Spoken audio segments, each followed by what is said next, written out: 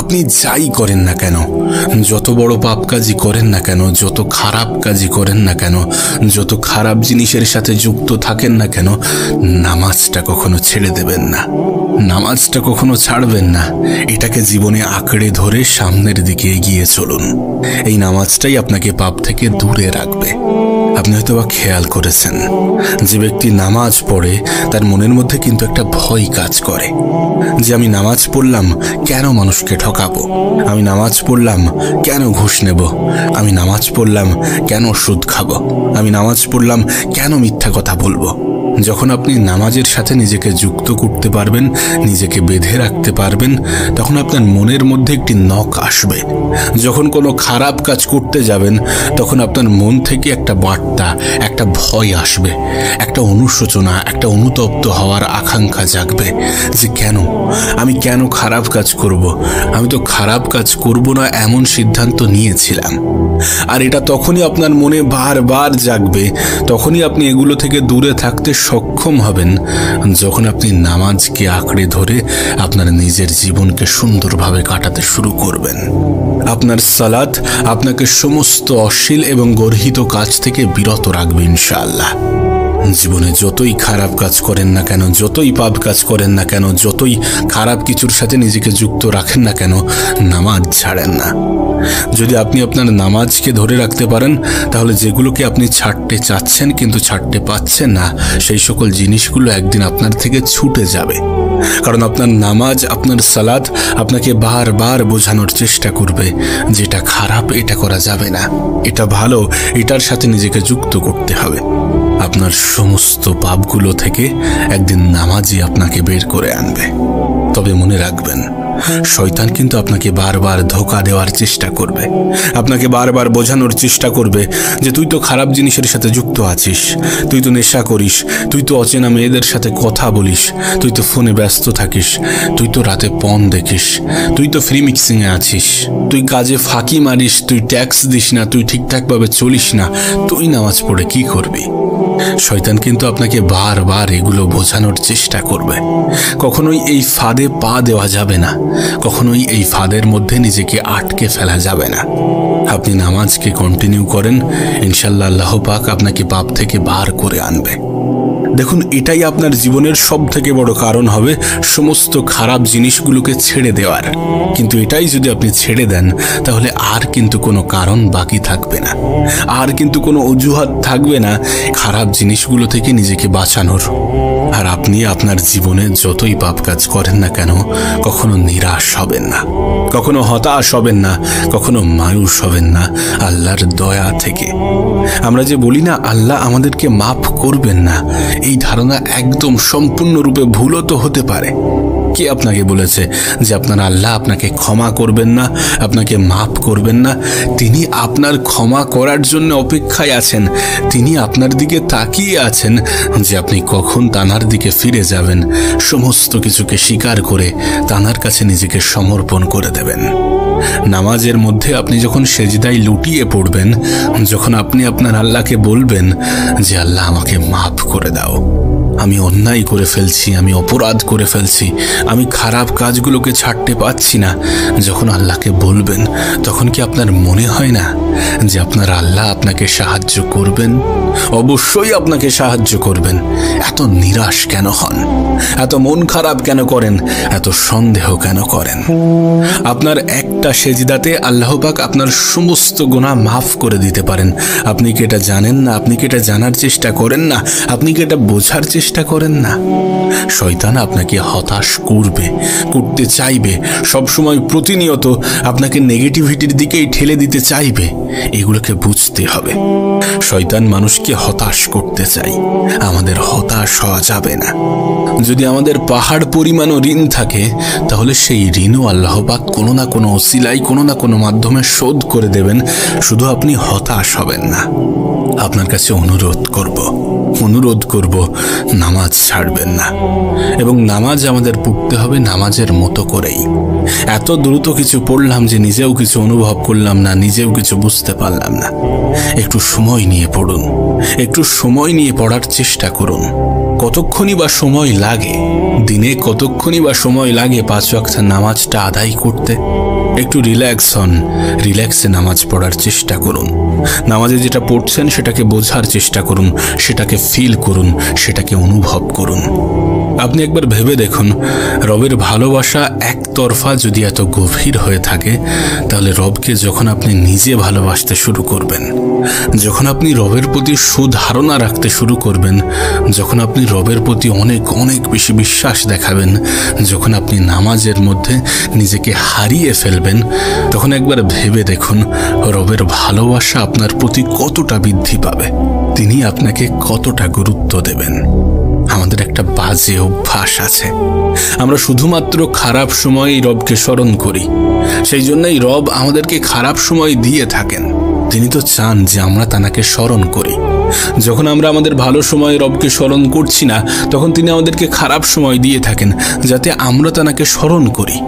আপনি যদি ভালো সময়েও সেজদায় লুটিয়ে পড়েন, ভালো সময়েও রবকে স্মরণ করেন, তার শুকরিয়া আদায় করেন, তাহলে রব আপনাকে আরো বেশি ভালো রাখবেন। কখনো কখনো এমনটা মনে হয় না যে আপনি সমস্ত কিছু করছেন, সব কিছু করছেন, তারপরেও যেন মনে হয় যে কোথাও না কোথাও কিছু না কিছু, কোনো না কোনো গ্যাপ থেকে গেছে? এমনটা মনে হয় তো? এই যে ঘাটতি, এই যে গ্যাপ, এই যে দুঃখ, এই যে হতাশা, এই যে মন খারাপ, এই যে একাকিত্ব, এগুলোর কিছুই আপনার কাছে খারাপ বলে মনে হবে না। আপনি যখন নামাজকে নিজের জীবনের অংশ ভাবতে শুরু করবেন, আপনি যখন রবের প্রতি বিশ্বাস রাখতে শুরু করবেন, আপনি যখন রবের প্রতি ভালোবাসা প্রদর্শন করবেন, আপনি যখন সমস্ত খারাপ কাজের সাথে যুক্ত হওয়া সত্ত্বেও নিজেকে রবের সাথে বেঁধে রাখার চেষ্টা করবেন, তখন রব আপনাকে সমস্ত খারাপ জিনিস থেকে মুক্ত করে দেবেন। তখন রব আপনার হতাশাগুলোর দায়িত্ব নিজেই নেবেন এবং আপনাকে সব সময় ভালো রাখবেন।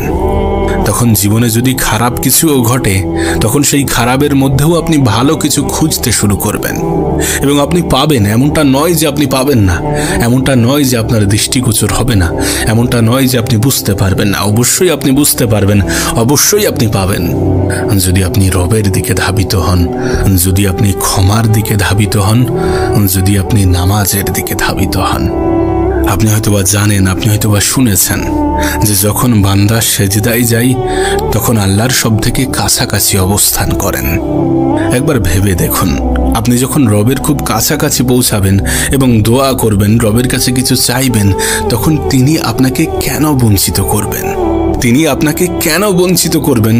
যখন আপনি এটা জানেন, যখন আপনি এটা বোঝেন, যখন আপনি এটা বুঝতে পারছেন যে তিনি আপনাকে ভালোবাসেন। আমরা হয়তোবা মনে করি যে আমাদের দোয়া কবুল হবে না। বিশ্বাস করুন, আপনি যদি সন্তান হয়ে থাকেন আর যদি আপনি আপনার বাবা মায়ের জন্য দোয়া করেন, আপনার আব্বু আম্মুর জন্য দোয়া করেন, তাহলে সেই দোয়া কবুল হওয়ার সম্ভাবনা সব থেকে বেশি। আপনি যদি বাবা মা হয়ে থাকেন আর সন্তানের জন্য দোয়া করেন, তাহলে সেই দোয়াটাই সব থেকে বেশি কার্যকরী। এই যুগে দাঁড়িয়ে আমরা টাকা দিয়ে মানুষ ভাড়া করে দোয়া করি, কিন্তু বিশ্বাস করুন আপনার দোয়াটা অনেক বেশি গুরুত্ব পায়, অনেক বেশি প্রাধান্য পাই, রবের কাছে পৌঁছে যায়। নিজের জন্য দোয়া করুন, নিজের পরিবারের জন্য দোয়া করুন, নিজের সন্তানদের জন্য দোয়া করুন, নিজের বাবা মায়ের জন্য দোয়া করুন, নিজের প্রতিবেশীর জন্য দোয়া করুন, নিজের দেশবাসীর জন্য দোয়া করুন, সম্পূর্ণ মুসলিম উম্মার জন্য দোয়া করুন, সম্পূর্ণ বিশ্ববাসীর জন্য দোয়া করুন। আপনার দোয়া কবুল হবে ইনশাআল্লাহ। আচ্ছা, আপনার যেটা প্রয়োজন সেটা আপনি নিজেই তো সব থেকে বেশি ভালো অনুভব করতে পারবেন, আপনি নিজেই তো সেটাকে সব থেকে ভালো ফিল করতে পারবেন।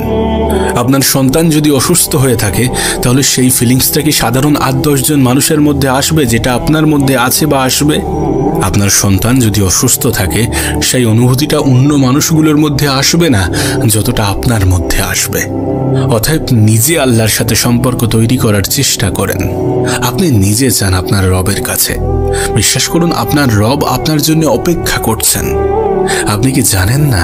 আপনি কি জানেন না আপনার রব আপনাকে কতটা ভালোবাসেন? আমি বুঝি না আপনি নিজেকে এত ছোট কেন মনে করেন।